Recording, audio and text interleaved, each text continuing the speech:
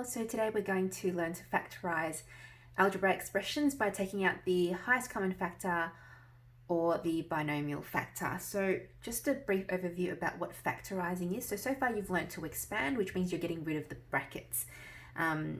So you would basically multiply whatever's outside the bracket into the brackets, or if you had a double bracket, you'd use the 4 arrows or the FOIL method. If you could recognize the difference of 2 squares or perfect squares, you can use those methods to expand. Now what we're going to do now is we're going to go back the other way and factorize it to bring all the brackets back. So how would we do that? So the first method would be to take out the common factor. So when you're asked to factorize, I always want you to think, is it possible to take out a common factor between all the terms? So what do I mean by common factor? We're thinking of a number, the highest number that you can think of that goes into each of the terms in the expression. And if you can think of what that is, you would take it out, basically divide each of them, or we'll work out how many times that factor goes into each one, and then write the remainder inside the brackets right there. Okay, so I will go ahead and show you how to do that using these examples here. So let's go ahead and do just that. So the first example that we have here, the common factor between 3x and -9 is going to be 3. So we take it out, and once we've taken out, we're basically asking ourselves how many 3's go into 3? Well, only 1. So we're left with an x here, and how many 3's go into -9? Well, -3. So you know you've done the right thing when if you were to go ahead and expand it again, you'd actually get back to this answer. So factorizing is bringing back the brackets, and expanding gets rid of all the brackets. So you should be able to go from one to the other very easily, and that's how one of the ways you can check your answers. Now over here, the common factor between these two terms is not only 2, but x is also common as well, well, one of the x's. So we can take out 2 and we can take out an x. Now what are we left with if we take out a 2? We're left with only an x inside.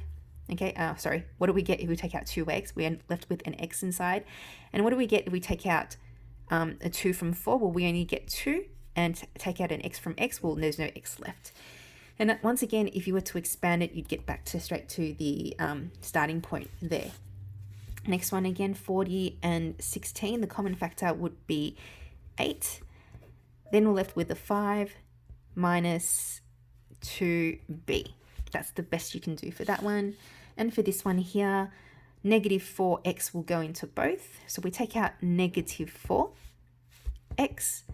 And here you're left with a positive 2x, and over here -3. And that is your answer. Last two examples, these are called binomial factors. So if you have a look, this is one term and this is the second term. And the common thing between both of these terms is x plus y. So you're going to assume that we're going to take out x plus y out from both of those terms. And if you take those out, you are then left with 3 plus x, because we've basically taken this and taken that out, and it's here. And what are we left with? We're left with 3 plus x there. Same thing over here. What's common between this term here and this lot here? Well, 7 minus 2x is the common term. So I'm going to take it out. So I'm going to end up with 7 minus 2x. And what are we left inside in the second bracket is, well, there's actually an imaginary 1 there. So it's going to be 1 minus x.